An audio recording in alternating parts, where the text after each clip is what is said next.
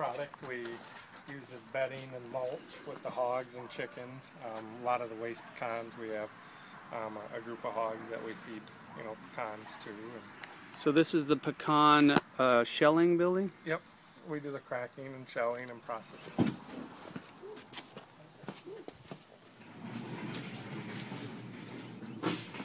So this is what they actually look like. Yep. I got cool. I'll let Trey here explain. YouTube documentary on my iPhone. Okay. Do you mind just telling me a little bit about the shelling process? And Yeah, we harvest the nuts, bring them in. Whenever we put them in these green sacks, we go from there and follow a USDA guideline when we soak them in a chlorine solution for 24 hours. That ups the moisture content of the nut, so they're not as brittle. They're pliable, so when you crack them, you get more halves out. We'll hang them right here. I'll hang them here in a minute. Try to get the shell dry, but the nut meat wet. We go from that process over. We'll dump them in those orange containers over there, those baskets, just to kind of let them air out a little bit, and they go into this cracker. From the cracker, we collect them here, dump them into this sheller. The sheller. how does this crack then? If you come around here, this side in here, the nuts are in this bin. They collect in this chain. This chain runs up through here, and we'll lift this lid. It works off of air pressure, and these dies they grab the nut, and then they stress the nut, puts it in tension, and then they'll have the next die cracks it, and they reset. It works kind of like a Gatling gun. Right. Wow. Cool. Rolling around, and they fall out here and run out this bottom. All these pipes are they call it an aspirator. It's like a vacuum system. You try to suck the shell off, and you let the nut meat fall through. The shell's lighter than the nut meat, and you got some balances and adjustments on the back of that system. So from the cracking, they're still cracked. They have shell attached. It's a whole pecan. They go into here into the sheller, and it's got a big round wheel in there. This is spinning around, and inside it, it's got an agitator. It's a shaft through there with some spokes on it, and it's just beating the nuts up, knocking them loose, and they fall out the bottom. If you look in here, they fall out this bottom and go through this other aspirator. We're sucking again here, trying to get the shell off. The nut meat falls in this elevator, and they dump on top of this sizing table. And you can see the holes. The big piece, the large halves go over here.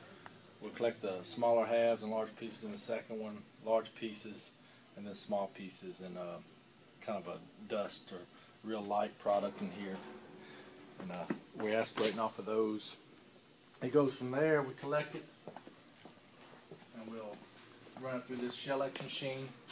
It's got infrared cameras here, and it looks at the good nut meat, and then any black nuts or any shell product, it picks that up and it spits them out the back, and the good stuff comes in here. And we'll usually have these white buckets here collecting the product. Right. Is that the end product there when it comes out? Close to it. From here, it goes to these tables, and once you look on the table, right here, we're still high in moisture content this time, and for them to be packaged and for them not to mold, you got to get them down to 4% or less. So we'll dry them. We run these dryers, and we dry them out down to 4%. But if you look in here, you'll still see some shell. That the Shell-X machine doesn't get it all. You get a little black spot.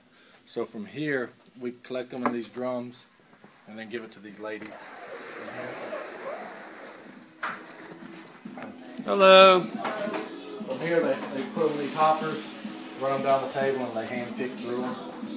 Right. And they'll collect them, they'll put them in drums, label them, take them back out. From here. Thank you. We'll come back in here. And we box them.